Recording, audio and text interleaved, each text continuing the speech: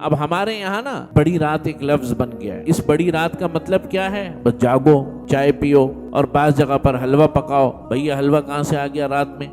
اور کتنے مسائل ہیں ہم اللہ سے مانگتے نہیں. خاندانی مسائل، اخبار اٹھاؤ تو سر میں درد ہو جاتا ہے. ملکی مسائل، پھر بھی لوگ اللہ کے آگے ہاتھ نہیں اٹھاتے. دو قطرے اللہ رب العزت کو بڑے محبوب ہیں. ایک جہاد فی سبیل اللہ کرتے ہوئے کسی کو گولی لگے، کسی کوئی زخمی ہو، اللہ تعالیٰ اس کا قطرہ خون کا زمین پر گرنے سے پہلے اس کی مغفرت فرما دیتے. اور دوسرا وہ آنکھ کا آنسو اللہ رب العزت کے ڈر سے نکلے، اللہ کی حمد و ثنا بیان کرتے ہوئے نکلے، اور آنکھوں سے جدا نہیں ہوتا، رخسار پر آتا نہیں ہے کہ اللہ تعالیٰ مغفرت فرما. مفتی صاحب کے بیانات سننے کے لیے مفتی صاحب کے آفیشیل چینل مفتی مجود امین کو سبسکرائب کیجیے. حق تعالی شانہ کی رحمتیں اور اس کی برکات اور اس کی عنایتیں چاہے دنیاوی طور پر ہوں یا دینی طور پر ہوں، جسمانی ہوں یا روحانی ہوں، کوئی لمحہ اللہ رب العزت کا ایسا نہیں ہے کہ جس میں اللہ رب العزت کی نعمتیں اور اس کی عنایتیں ہم پر وارد نہ ہو رہی ہوں. کوئی لمحہ، کوئی لمحہ. فرمایا کہ جب انسان سانس بھی لیتا ہے تو دو شکر واجب ہو جاتے ہیں.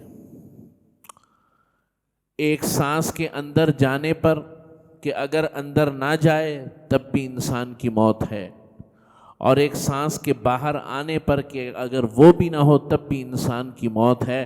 مطلب ایک سانس کے اوپر دو شکر واجب ہو جاتے ہیں. تو اللہ رب العزت کی عنایتیں، اس کے فضل اور اس کے کرم بہانے ڈھونڈتے ہیں. اور اس امت کے ساتھ تو معاملہ ہی بڑا عجیب ہے. کبھی مبارک راتیں آ رہی ہیں، کبھی مبارک دن آ رہے ہیں، کبھی ہفتوں کی بنیاد پر آ رہے ہیں، کبھی مہینوں کی بنیاد پر آ رہے ہیں، کبھی سال میں ایک دفعہ آ رہے ہیں.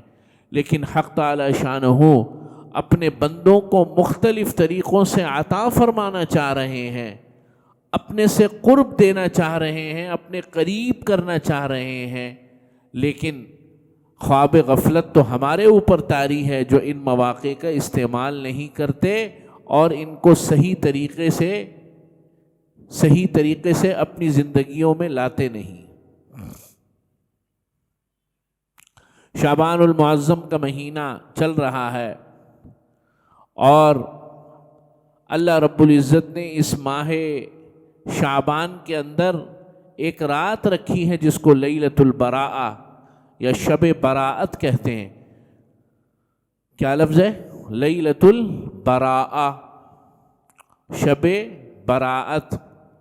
اور اردو میں اس کو جو ہے عام طور پہ ہم شب برات کہہ دیتے ہیں، یعنی کہ بے تکلف انداز میں. یہ برات سے مراد وہ والی برات نہیں ہے جو شادی والی برات ہوتی. ہاں جی، براءت سے مطلب ہے بری ہونا. ایک معنی یہ ہے کہ اللہ تعالی مخلوق کے اندر سے اس رات کو جو گناہگار ہیں، جو بدبخت ہیں، جو کفر پر اور شرک پر مبتلا ہیں، اس کی مخلوق میں سے اس سے بری ہو جاتے ہیں. اور ایک مطلب یہ ہے کہ اللہ رب العزت اس رات کو اپنے نیک بندوں کو، اپنے انتہائی قریبی بندوں کو، عبادت کرنے والوں کو، دین پر اور ایمان پر رہنے والوں کو خسائل، رذائل اور بری چیزوں سے اور بری عاقبت سے اور برے انجام سے بری فرما دیتے ہیں. دونوں مطلب ہیں، اور دونوں مطلب مراد ہو سکتے ہیں. تو اس رات کی فضیلت آئی ہے 15 شعبان، 14 کا دن گزار کر 15 کی درمیانی 14 اور 15 کی درمیانی شب لیلۃ الشعبان من نصف. آپ صلی اللہ علیہ وسلم نے اس کی فضیلت کو بیان فرمایا ہے. آپ علیہ الصلاۃ والسلام نے فرمایا اذا كانت لیلۃ النصف من شعبان فقوموا لیلہا وصوموا نہارہا، کہ جب نصف شعبان کی رات ہو جایا کرے تو اس رات کو تم قیام کیا کرو. فقوموا لیلہا، اس رات کو قیام کرو، کھڑے ہو جاؤ، نوافل ادا کرو. فقوموا لیلہا، اللہ کو یہ عمل بہت پسند ہے کہ جب بندہ ناچیز اور ایک عاجز بندہ جب اللہ کی بارگاہ میں رات کو کھڑا ہوتا ہے، عاجزی اختیار کرتا ہے اور اپنی جبین کو اور اپنی پیشانی کو اللہ کے در پر بار بار رکھتا ہے، اللہ رب العزت اس منظر سے بڑے خوش ہوتے ہیں. تو فقوموا لیلہا وصوموا نہارہا، رات کو جو ہے کیا کرو؟ قیام کرو، کھڑے ہو جاؤ، نوافل پڑھو، انفرادی نوافل پڑھو، اکیلے نوافل پڑھو. وصوموا نہارہا، اور دن کو اس میں روزہ رکھو. اور ویسے بھی نبی کریم صلی اللہ علیہ وسلم کا معمول مبارک تھا، آپ صلی اللہ علیہ وسلم شعبان المعظم میں اکثر روزہ رکھا کرتے تھے. حضرت عائشہ رضی اللہ تعالی عنہ اور حضرت ام سلمہ رضی اللہ تعالی عنہ سے جو روایات ہیں، فرمایا شہرین متتابعین، یعنی آپ صلی اللہ علیہ وسلم 2 مہینوں کے اندر روزہ رکھا کرتے تھے، متتابعین، لگاتار، شعبان اور رمضان میں. لیکن محدثین فرماتے ہیں 15 شعبان تک تو حضور متتابع روزے رکھتے تھے، یعنی ایک دن کے بعد ہر روز یا ایک دن چھوڑ کر. اور 15 شعبان کے بعد بتدریج گریجولی اس کو کم کرنا شروع کر دیتے تھے تاکہ رمضان المبارک کی تیاری ہو. تو اس دن کی رات کا قیام، لیکن کچھ چیزیں سمجھنا ضروری ہیں. اب ہمارے یہاں نا ہر چیز بڑی رات ایک لفظ بن گیا ہے، ایک عنوان بن گیا ہے، بڑی رات. اس بڑی رات کا مطلب کیا ہے؟ بس جاگو، چائے پیو، ٹھیک ہے نا، اور بعض جگہ پر حلوہ پکاؤ. مطلب حلوہ نہیں پکایا تو جو ہے بڑی رات کا حق ادا نہیں ہوا. بھئی حلوہ کہاں سے آ گیا رات میں؟ تو ضروری ہے بھائی، وہ تو بہت ضروری ہے. وہ ایک شخص تھا نا، تو روزہ نہیں رکھتا تھا وہ، تو بچے کہتے تھے اس کو، ابا جان رمضان المبارک کا مہینہ آ رہا ہے، روزہ رکھیں گے، یہ وہ فلانا، میں کمزور ہوں، یہ وہ فلانا. افطاری کا ذکر ہوا، افطاری کے ٹائم پہ آ گیا، بیٹھ گیا، ابا جان آپ کا روزہ بھی نہیں ہے، افطاری کر. فرمایا ایسا بھی بڑا کافر تھوڑی ہوں میں کہ افطاری بھی نہیں کروں گا. آئی سمجھ میں بات؟ ہاں. تو افطاری کے وقت سب حاضر ہو جاتے ہیں. تو کہنے کا مقصد یہ ہے بھائی کہ اس رات کو، یہ راتوں کا تقدس جو ہے یہ انفرادی طور پر ہے. اب مسئلہ بالکل الٹا چل رہا ہے کہ فرض نمازیں گھر کے اندر اور نفلی نمازیں، نفلی یعنی عبادات جن کی بہت فضیلت وارد ہوئی ہے، وہ پوچھیں گے عشاء کی نماز کے بعد آج رات مسجد کھلی ہوگی؟ بھائی یہ تمام کی تمام جتنی بھی راتیں ہیں، لیلۃ القدر، لیلۃ البراءت، ان تمام راتوں میں عبادت آپ علیہ الصلاۃ والسلام نے اپنے گھر میں انفرادی طور پر کی ہے. اجتماعی کوئی عبادت حضور علیہ الصلاۃ والسلام سے نہ کبھی منقول ہے، بلکہ جو شخص اجتماعی عمل میں مشغول ہوگا وہ اس رات کے فوائد اور ثمرات سے محروم ہو جائے گا. اللہ تعالیٰ فرما رہے ہیں کہ تمہیں خصوصی اپوائنٹمنٹ ہے، میں تمہیں خصوصی طور پر بلا رہا ہوں اپنی بارگاہ میں، اکیلے آؤ. تو یہ زیادہ عزت کی بات ہے. یعنی فرض نماز کا معاملہ بالکل الگ ہے، وہ اس کو اس سے کمپیئر کرنا بالکل بے وقوفی کی بات ہے. فرض نماز دین کا ایک ستون ہے اور احیاء دین کا مظہر ہے. مسلمانوں کے شعائر میں ہے کہ جب نماز با جماعت ادا ہو. آپ سمجھ رہے ہیں بات؟ لیکن اللہ رب العزت خصوصی اپوائنٹمنٹس دے رہے ہیں اپنے بندوں کو. ہاں بھائی لیلۃ القدر میں آؤ، لیلۃ البراءت میں آؤ. جمعے آپ صلی اللہ علیہ وسلم نے فرمایا، منقول ہے کہ 5 راتیں اللہ کو بڑی محبوب ہیں اور ان 5 راتوں کے اندر اللہ تعالیٰ دعا کو رد نہیں فرماتے. 2 عیدین کی راتیں. کس کی راتیں؟ عیدین کی 2 راتیں کون سی ہوتی ہیں؟ یکم شوال کی رات اور 9 ذوالحجہ کا دن گزار کے 10 ذوالحجہ کی درمیانی والی رات. تو یہ 2 عیدین کی راتیں ہو گئیں. ایک ماہ رجب کی پہلی رات کہ رجب سے جو ہے رمضان المبارک کی تیاری شروع ہو جاتی ہے، اور ایک شب جمعہ جو کہ ہر ہفتے آتا ہے، اور ایک لیلۃ النصف من شعبان یعنی کہ 15 شعبان کی رات. یہ کتنی راتیں ہو گئیں؟ 5۔ لیلۃ القدر کا معاملہ الگ ہے، وہ باب ہی الگ ہے، رمضان المبارک کا چیپٹر ہی الگ ہے۔ اللہ تعالیٰ فرما رہے ہیں یہ 5 راتیں جو ہیں، ان آپ صلی اللہ علیہ وسلم فرما رہے ہیں کہ ان 5 راتوں میں دعا اللہ تعالیٰ رد نہیں فرماتے۔ ان 5 راتوں کے اندر اللہ تعالیٰ ضرور دعا قبول فرماتے ہیں، لیکن کوئی مانگنے والا ہو، مانگنے کا طریقہ آتا ہو۔ تو میرے عزیز دوستوں اور بزرگوں، جب یہ بڑی راتیں آیا کریں تو پریشان نہ ہوا کرو۔ لوگ پریشان ہو، کیا کریں بھائی؟ کچھ نہیں کریں، آپ کیا کریں؟ بڑا آسان عمل ہے کہ جتنے نوافل آپ عام طور پر ادا کرتے ہیں اس سے زیادہ نوافل شروع کر دیں۔ جتنا قرآن یاد ہے اس کی تلاوت شروع کر دیں، اللہ سے مانگیں، تھک جائیں لیٹ جائیں، پھر تھک جائیں پھر کھڑے ہو جائیں، پھر لیٹ جائیں، پھر تھوڑا سا ہمت ہو کر لیں، یہاں تک کہ نماز فجر کا وقت ہو جائے۔